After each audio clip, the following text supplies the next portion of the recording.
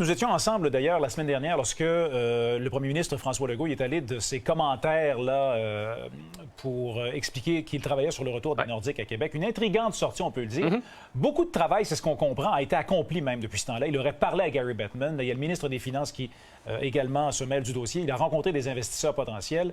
Quel a été l'élément déclencheur de toute cette démarche-là, selon toi? C'est très difficile à dire parce que c'est tellement étonnant. Tu le disais toi-même, Frédéric, on a été surpris. On était ensemble sur le plateau quand on a entendu M. Legault dire ça. La caméra était sur M. Legault, mais tous les trois, on s'est retournés et on a dit, coudonc, hey, avec les yeux, on s'est dit, c'est une méchante grosse nouvelle parce que ce dossier-là est en dormance depuis 2018. Qu'est-ce qui est arrivé en 2018?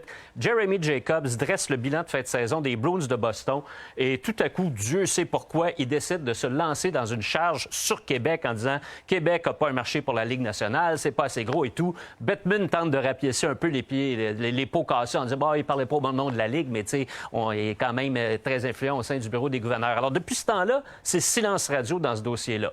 Personne ne sait. En fait, on pense qu'il se passe rien. François Legault arrive et dit que non seulement il est en faveur du retour des Nordiques, parce que ça mettrait de la pression sur le Canadien, c'est ce qu'il a dit, mais il dit en plus, j'ai parlé à Bettman, en plus, mon ministre des Finances va parler à Bettman, puis en plus, on a eu des rencontres avec des investisseurs potentiels. Alors, ça ouvre la voie à tellement de questions. Et là, ça, c'est jeudi. Vendredi, le lendemain, François Legault est à Québec. Il rencontre le nouveau maire de Québec, M. Marchand. Et là, il est interrogé là-dessus.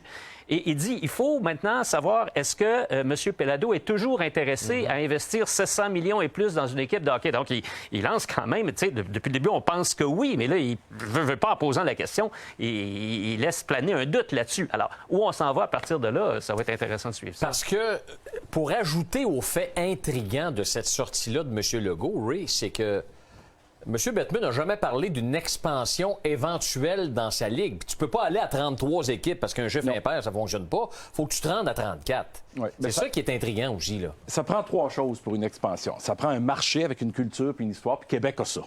Ça prend un amphithéâtre, puis Québec a ça.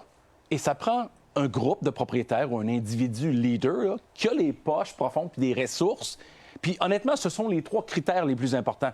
Parce que les autres propriétaires ne veulent pas s'embarquer dans une aventure qui va exiger des sacrifices de leur côté, où tu vas avoir un gars qui va venir quêter de l'argent. Tu veux avoir un propriétaire qui a des ressources pour emmener ça à un niveau d'aspirant à un championnat. Fait que Québec n'est pas loin, là. Le chemin qui mène de la Ligue nationale à Québec, moi, je le vois de plus en plus clairement. C'est-à-dire qu'il y a une piste qui mène là. Ça prend de la patience d'avoir une équipe nouvelle. Relocalisation, expansion. Dans ce cas-ci, on pense à l'expansion, mais comme tu as dit, Yannick, Bettman l'a fait son expansion. Fait à moins qu'il remette ça sur la table, mais qu'est-ce qui dirige un commissaire de sport? La rentabilité, le cash.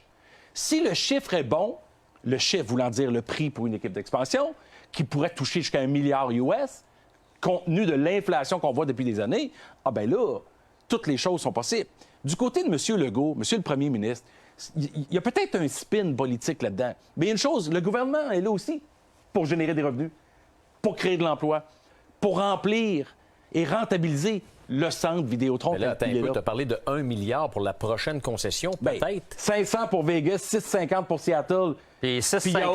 il n'y a aucun clin d'œil. Il n'y a même pas une hésitation. Bang! US. Et 650 US, c'est pas loin de 200 millions de plus en Canadien. Là. Ça va au-delà de 800 millions. Et je rappelle aux gens que ça n'implique pas un plafond d'une masse salariale, ni un centre d'entraînement. Il y a beaucoup d'autres coûts qui se rajoutent à ça. Mais c'est ça, l'industrie. Ouais. Non, mais c'est ça, l'industrie.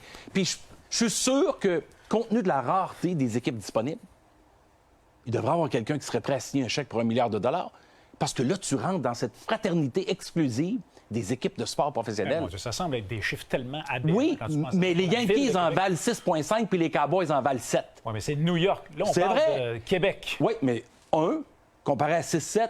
Fait que, tu sais, je veux pas que les gens partent en peur avec ça. Mais ce que je veux dire, c'est on a fait le 6,50, ça a bien passé. Puis 7,58, ça va être assez simple. Pourquoi Bettman ne lèverait pas la barre plus haut? Qui sont ces investisseurs-là potentiels qu'on peut avoir rencontrés? C'est la grosse question, Frédéric. Je ne sais pas qui ça peut être.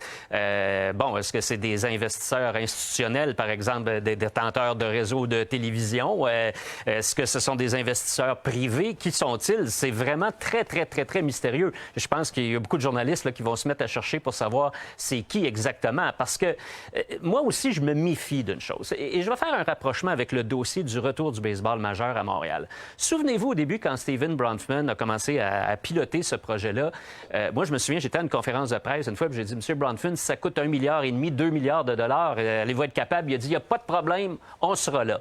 Bien, aujourd'hui, les choses ont changé. Là. Et, je ne sais pas s'il y a été de l'impossibilité à trouver le 1,5 milliard, 2 milliards, mais tu sais, le retour des expos, là, soyons clairs, il n'y a plus personne qui parle de ça. Là. Les expos ne reviendront pas. On pourrait avoir une équipe à demi-temps qui aurait un autre nom. On est très loin du projet initial et on est surtout dans un projet qui coûte la moitié moins cher que ce qui aurait coûté initialement. Alors, tu sais, c'est facile tout à coup de dire, oui, on va récolter 1,5 milliard, comme ça, mais quand vient le temps, quand il faut que les gens, là, ils se commettent puis signent le chèque, là, on l'a vu dans le dossier des expos, c'est une autre chose. Puis là-dessus, tu sais, le stade de baseball, c'est déjà un gros morceau à avaler pour tout le monde, surtout un stade utilisé à 50 %.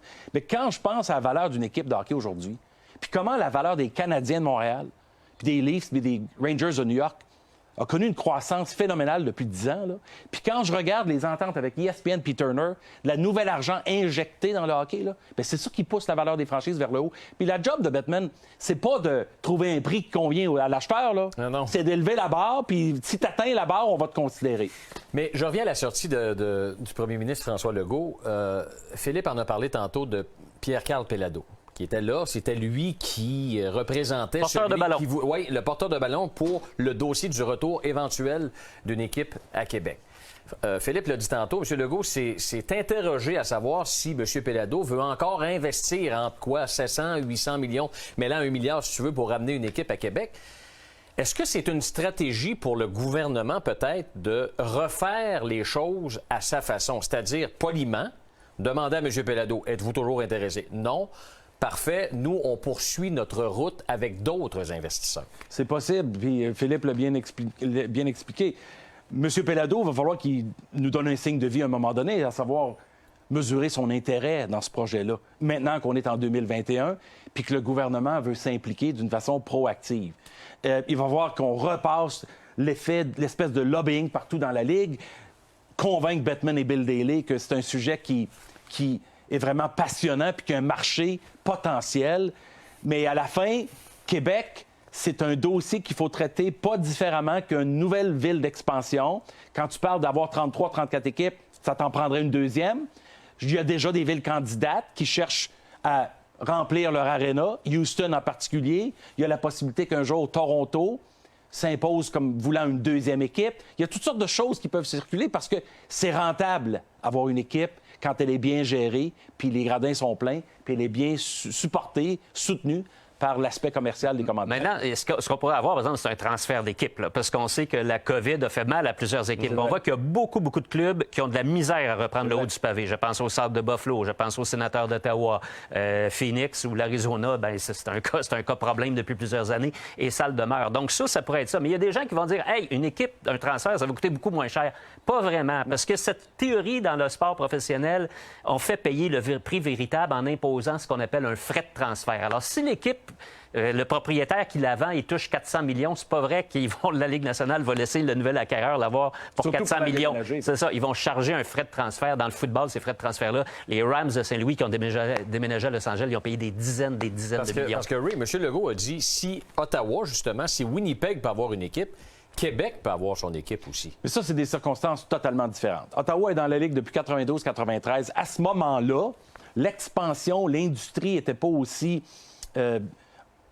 en si forte progression qu'elle l'est aujourd'hui. Puis Winnipeg, c'était une relocalisation d'urgence. Des Thrashers d'Atlanta qui devaient se trouver un endroit. Puis la famille Thompson était là, disposée, prête à prendre cette équipe-là, l'insérer dans un amphithéâtre semi-Ligue américaine, semi-Ligue nationale. Puis ça a bien fité exactement, si tu me permets l'expression.